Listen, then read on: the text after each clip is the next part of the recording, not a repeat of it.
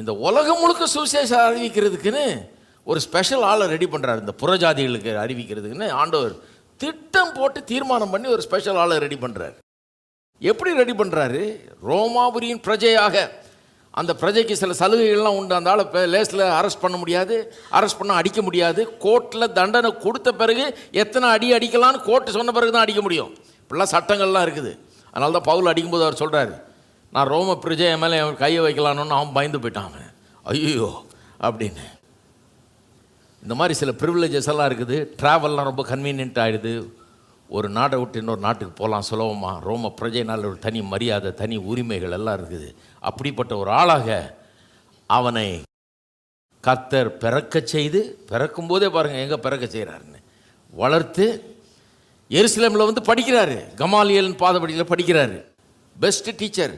படிச்சுட்டு திரும்பி போய் அந்த புறஜாதி மக்கள் மத்தியில் வாழ்கிறாரு. அதனால் புறஜாதி மக்கள் மத்தியில் போகிறது, வாழ்கிறது, அவள்கிட்ட பேசுகிறது, சுவிசேஷத்தை அறிவிக்கிறதுன்றது ஒரு பிரச்சனையே கிடையாது பவுலுக்கு. அதெல்லாம் பழகுனவர். அவர் ரொம்ப ப்ராட் மைண்டட் மேன்.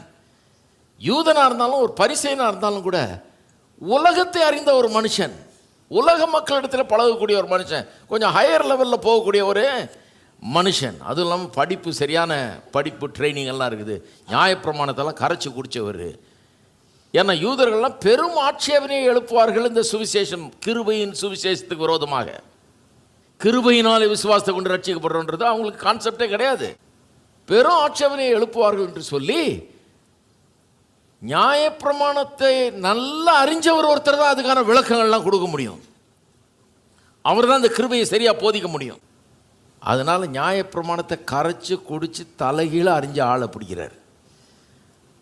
இப்போ அறிஞ்ச பிறகு பிடிக்கல இவர் இவனை தாயின் கற்பத்திலிருந்தே டிசைன் பண்ணி உண்டாக்கி, அந்த மாதிரி ட்ரைனிங்கெல்லாம் இவரே ஒரு சூழ்நிலையை உண்டாக்கி அனுப்பி, அப்படிப்பட்ட ட்ரைனிங்கை எடுக்க வச்சு அதுக்காக ரெடி பண்ணி கடைசியில் தமஸ்குக்கு போகிற வழியில் அவனை சந்திக்கிறார், ரட்சிக்கிறார்.